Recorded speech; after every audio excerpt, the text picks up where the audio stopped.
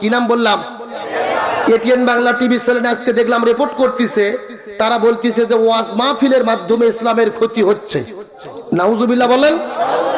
এবং বক্তাদের ওয়াজের মধ্যে থেকে 2-3 সেকেন্ড করে কেটে কেটে কোথায় একটু হাসাহাসি হয়, বক্তা হয়তো বা ভুল করে 2-1টা কথা বলে ফেলে, অথবা 2-1টা অতিরিক্ত অতিরঞ্জিত কথা হয়ে যায়, এই কথাগুলো কাটে কাটে টেলিভিশনে প্রচার করে বলতেছে ওয়াজ মাহফিলের নামে এই সমস্ত মাহফিল বন্ধ করতে হবে, এগুলোর দ্বারা ইসলামের ক্ষতি হচ্ছে। জোরে বলেন নাউজুবিল্লাহ। তোমরা যদি ইসলামের অতই ভালো বোঝো, তোমরা তো কোনোদিন তোমাদের টেলিভিশনে মিজানুর রহমান আজহারীর 2 ঘন্টা ওয়াজ প্রচার করলে না। কথা বলে না কেন?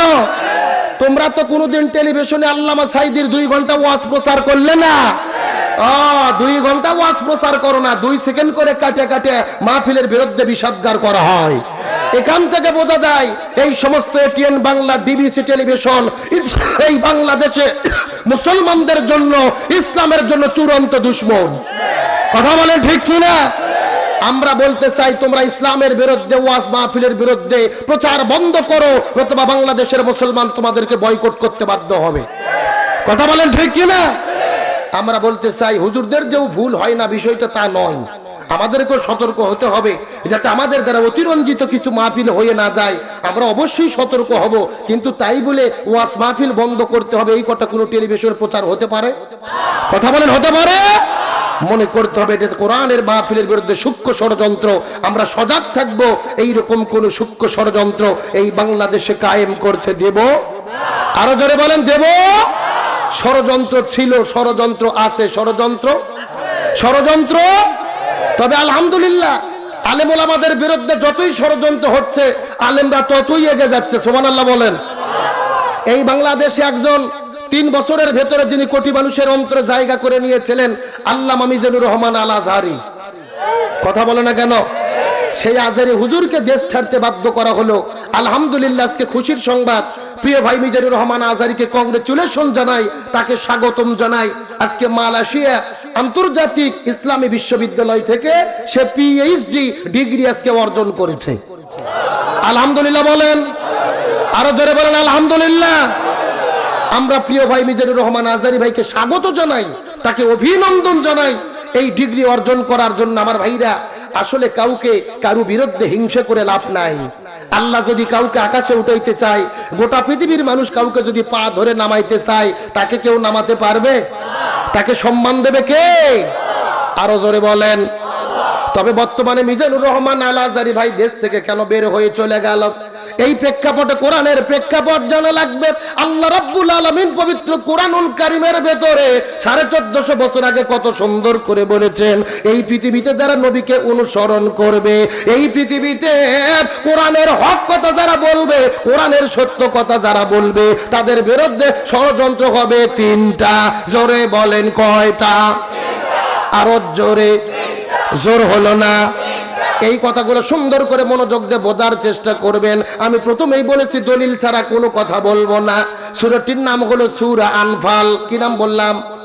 ওই সূরা আনফালের 30 নম্বর আয়াতের দিকে লক্ষ্য করে দেখেন, আল্লাহ তাআলা কত চমৎকার করে বলতেছে, ওয়া ইয ইয়ামকুরু বিকাল্লাযিনা কাফারু ওয়া ইয ইয়ামকুরু বিকাল্লাযিনা কাফারু। হে রাসূল, আপনি জেনে নেন আবু জেহেল, উতবা, সাইবা, উলিদ বিন মুগিরা আপনার বিরুদ্ধে ষড়যন্ত্র করতেছে, কিয়ামত পর্যন্ত করবে।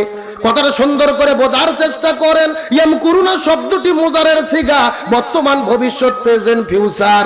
আল্লাহ বলে আবু জেহেল আপনার বিরুদ্ধে ষড়যন্ত্র করতেছে, কিয়ামত পর্যন্ত করবে। এখন চিৎকার করে বলেন তো দেখি, আবু জেহেল কি কিয়ামত পর্যন্ত পৃথিবীতে থাকবে? তাহলে আল্লাহ তাআলা ইয়ামকুরুনা শব্দ কেন ব্যবহার করলো? আল্লাহ মনে হয় ব্যাকরণ কম বোঝে নাকি? আল্লাহ গ্রামার কম বোঝে? আমার ভাইরা, আল্লাহ তাআলা ইয়ামকুরুনা শব্দ কেন ব্যবহার করলেন? মাকারা শব্দ দিলে অর্থ হয়ে যেত, কিন্তু আল্লাহ ইয়ামকুরুনা শব্দ দেওয়ার কারণ হলো तमाम পৃথিবীর মুফাসসির কিরাম একমত পোষণ করেছেন, আবু জেহেল পৃথিবীতে থাকবে না, কিন্তু কিয়ামত পর্যন্ত প্রত্যেকটি দেশে দেশে আবু জেহেলের উত্তরসূরিরা থাকবে। কার বক্তব্য? আমি যদি একটা কথা বানায় বলি, কাছে নিয়ে আসেন, আমার জিহ্বা কাটে দেবেন, আমার কোনো আপত্তি নাই। তবে কোরআন থেকে দলিল যদি সত্য কথা বলি, আপনাকে মেনে নেওয়া লাগবে। কথা বলেন না কেন? এখন মানুষেরা যদি জিজ্ঞেস করে বলে, আল্লাহ আপনি তো বললেন ওই কিয়ামত পর্যন্ত এই পৃথিবীতে আবু জেহেলের উত্তরসূরিরা থাকবে, আমরা আবু জেহেলদেরকে কেমনে চিনতে পারবো জানতে চাই। আল্লাহ ডাকতে বলে, পৃথিবীর মানুষেরা রে, মনোযোগ দিয়ে শুনে নাও, ওই আবু জেহেলের উত্তরসূরিরা সব সময় কাজ করবে তিনটা। জোরে বলেন কয়টা? আরো জোরে। জোর হলো না? তার মধ্যে প্রথম নম্বর কাজ হলো, যারা কোরআনের হক কথা বলবে, কোরআনের সত্য কথা বলবে, কোরআনের সঠিক কথাগুলো সমাজের ভেতরে বলবে। এক নম্বর হলো ইউসুবিতুকা, তাদেরকেই জেলের ভেতরে বন্দী করা হবে। আজকে কোরআনের হক কথা বলার কারণে, কোরআনের সত্য কথা বলার কারণে কত আলেম ওলামা জেলের ভেতরে বন্দী। কথা বলেন না কেন? গত বছর আপনারা দেখেছেন বাংলাদেশের বিভিন্ন জায়গাগুলোতে ঘুরে ঘুরে ঘুরে ঘুরে কত সুন্দর করে কোরআন থেকে তাফসীর পেশ করেছে আমার প্রিয় ভাই মুফতি আমির হামজা। কত সুন্দর করে কোরআন থেকে কথা বলেছেন বাতিলের বিরুদ্ধে আল্লামা মামুনুল হক।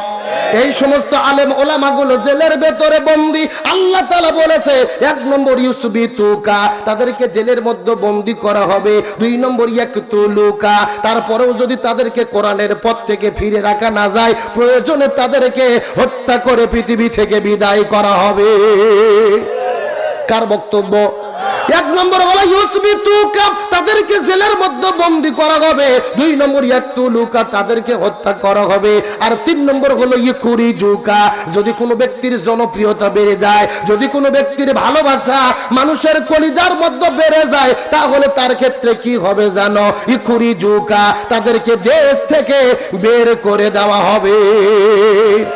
এই বাংলাদেশে মাত্র 3 বছরের ব্যবধানে কোটি কোটি মানুষের অন্তরে যিনি ভালোবাসা গ্রহণ করেছিলেন, আল্লামা মিজানুর রহমান আল আজহারি। কথা বলেন না কেন? কিন্তু ভালোবাসা অর্জন করার কারণে ওই আজহারি ভাইয়ের দেশের থাকার জায়গা হলো না, ওই আজহারিকে বাংলাদেশ থেকে মালয়েশিয়াতে যাইতে বাধ্য করা হলো। আমার ভাইরা কথাটা সুন্দর করে বোঝার চেষ্টা করবেন।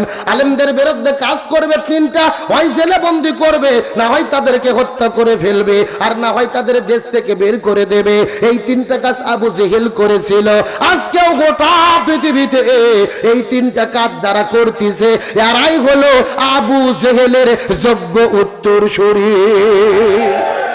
আবু জেহেলদের চেনা যায়? এ কথা বলেন, চেনা যায়?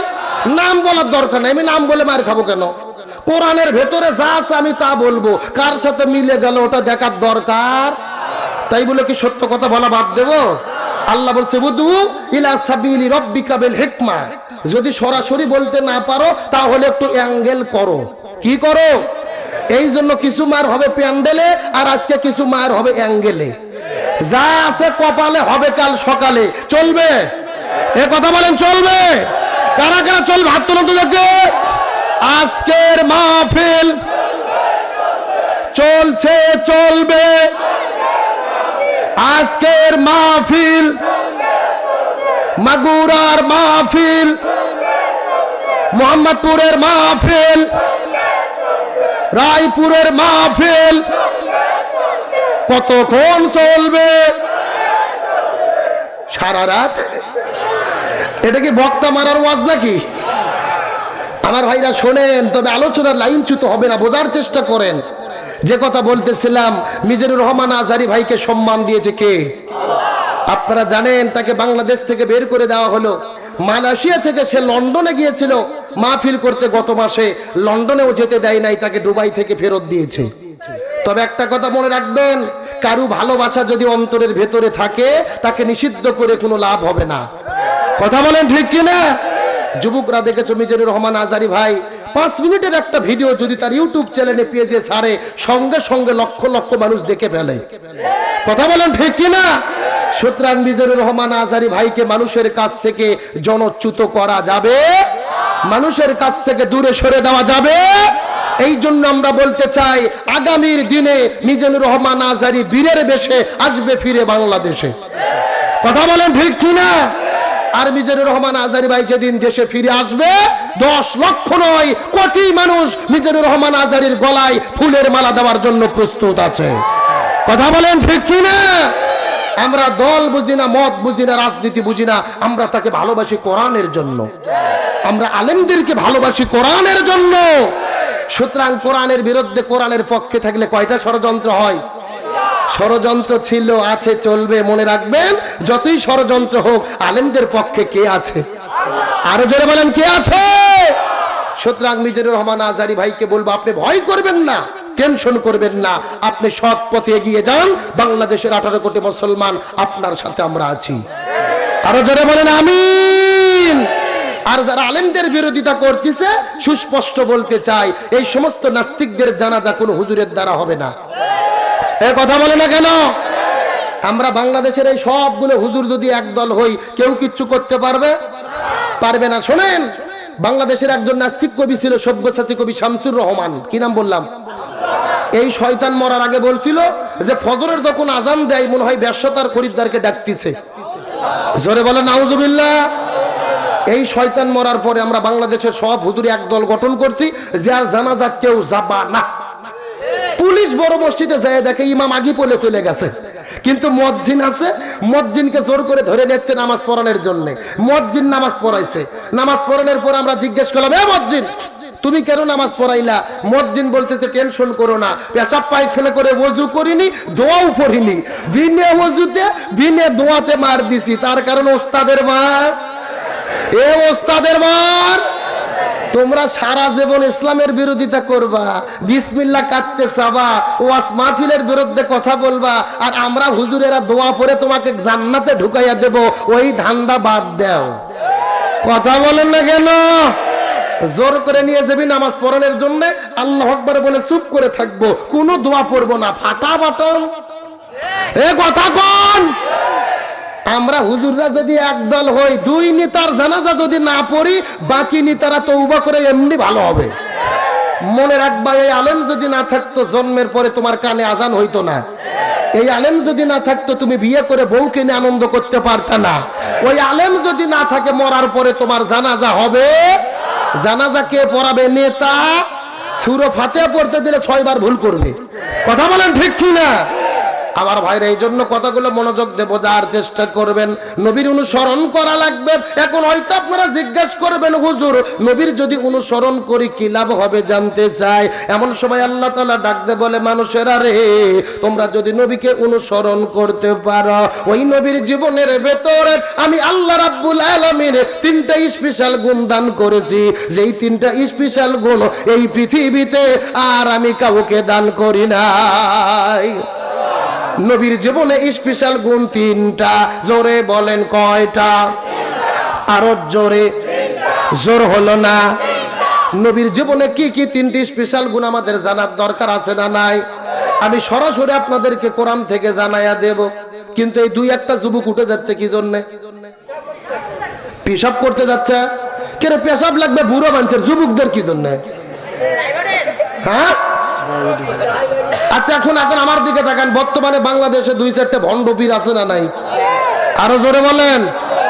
মনে করবেন আমি হক্কানি পীরের বিরুদ্ধে কোনো বক্তব্য দেই না, তবে যারা ভণ্ড তাদের বিরুদ্ধে কথা বলতেই হবে। কথা বলেন ঠিক কি না? বর্তমানে বাংলাদেশে 48,000 পীর। জোরে বলেন কত হাজার? আরো জোরে বলেন কত হাজার? এই ভণ্ডরা বলে, দেখবেন